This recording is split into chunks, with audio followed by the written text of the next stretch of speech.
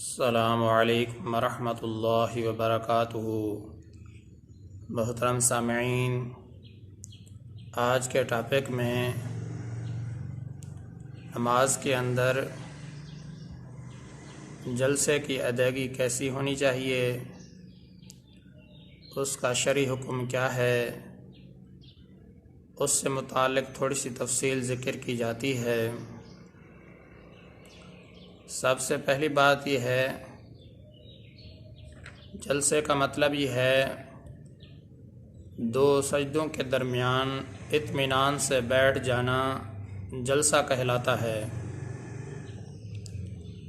सबसे पहली बात जो जलसे के दौरान जिसमें एहतियात ज़रूरी है वो ये कि जब आप पहले सजदे से अपना सर उठाएं तो वक़ार के साथ, इत्मीनान के साथ दो ज़ानों बिल्कुल सीधे बैठ जाएं।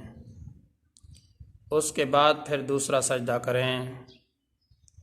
लेकिन बाद हज़रात इसमें बहुत बड़ी गलती से काम लेते हैं और जब पहले सजदे से अपना सर उठाते हैं, थोड़ा सा हल्का सा इशारा किया बैठने का, सीधे हुए बग़ैर ही वो दूसरे सजदे के अंदर चले जाते हैं।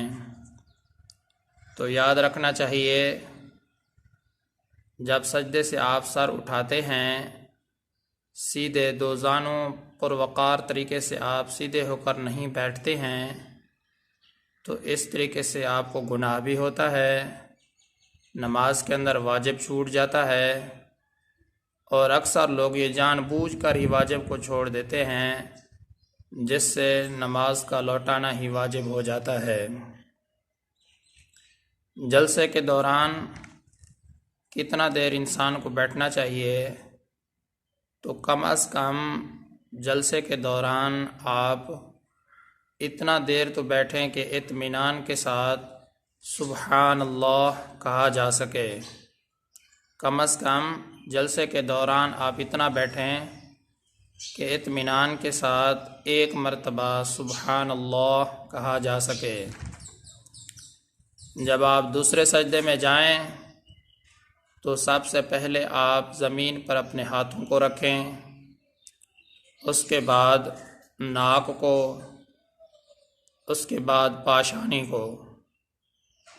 जब आप सजदे से अपने सर को उठाएं तो इसका उलट करना है कि जब आप सजदे से सर उठा रहे हों तो सबसे पहले आप अपनी पाशानी को उठाएं, उसके बाद नाक, उसके बाद अपने हाथ, उसके बाद अपने घुटनों को ज़मीन से उठाएं।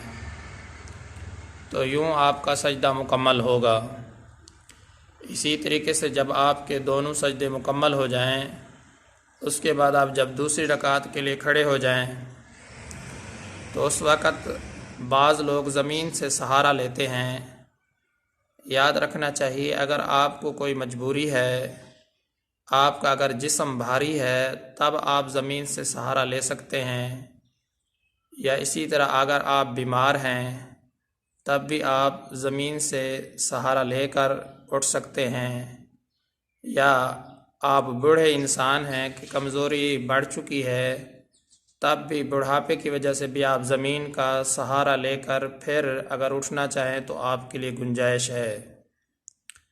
लेकिन बग़ैर किसी उज़र के आदमी बीमार भी नहीं है, बूढ़ा भी नहीं है, जिस्म भी इतनी भारी नहीं है, खामख़ा ज़मीन से उसको सहारा नहीं लेना चाहिए। बेहतर तरीका ये है बग़ैर किसी उज़र के बिला वजह ज़मीन से सहारा ना ले, सहारा लिए बग़ैर ही उठ खड़ा हो। तो ये चंद बातें थी जलसे में कि जब आप अपने सजदे से सर उठाएं तो इत्मीनान के साथ पुरवक़ार तरीके से सीधे दो ज़ानों होकर बैठ जाएं। इतनी मिक़दार बैठें कि इत्मीनान के साथ सुबहान अल्लाह कहा जा सके एक मरतबा। लेकिन अगर आप सीधे हुए बग़ैर ही दूसरे सजदे के अंदर चले जाएंगे, इत्मीनान के साथ नहीं बैठेंगे, तो आपका ये जलसे की अदायगी मुकम्मल नहीं होगी।